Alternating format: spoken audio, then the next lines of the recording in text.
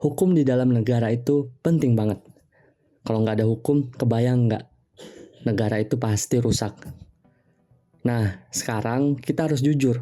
Hukum di negara kita ini jelas belum berjalan dengan baik.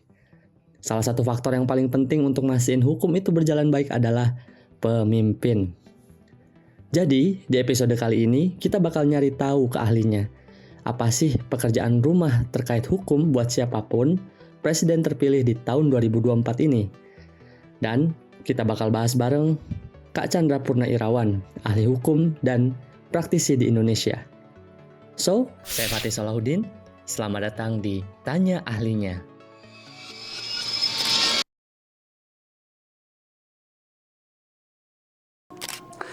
Jadi kalau kita perhatikan hukum Indonesia kan selama ini mengenalkan kepada publik itu yang disebut dengan Rechtsstaat.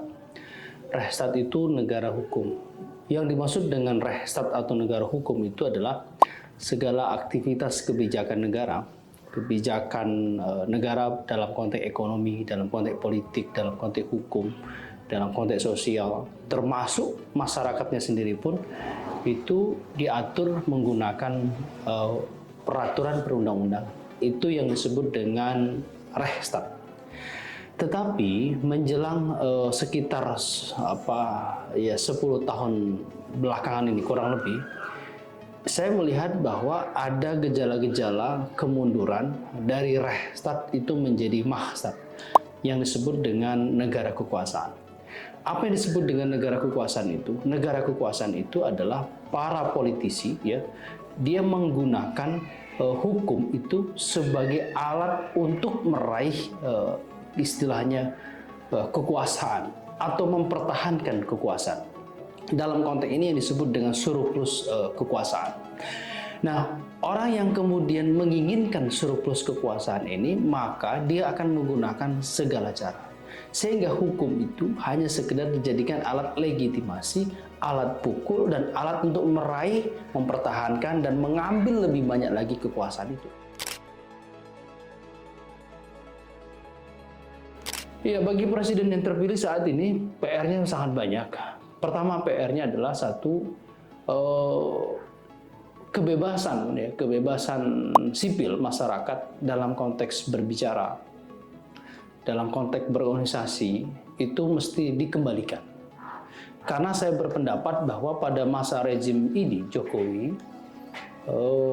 kebebasan itu masih ada. Tetapi apa istilahnya, masih ada rasa was-was gitu.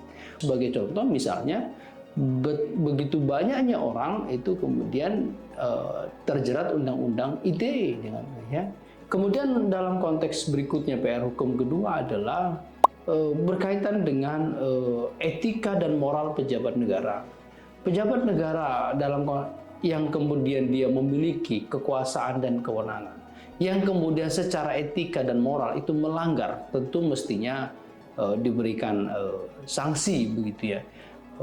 Jangan sampai kemudian ini dibiarkan begitu saja.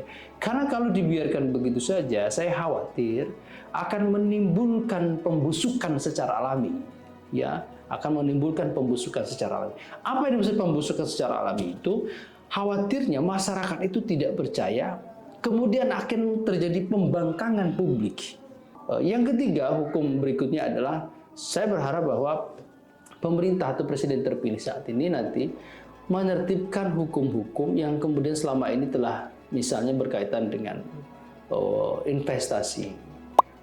Tentu ini mesti investasi penting, tetapi mesti harus dibatasi tidak secara terbuka masuk, misalnya tambang nikel atau apapun itu bentuknya, sehingga saya kira investasi itu tidak secara jor-joran tetapi tetap terkendali. Nah, ini saya kira hukum-hukum yang selama ini sudah berubah mungkin dikembalikan menjadi lebih baik. Begitu saya kira.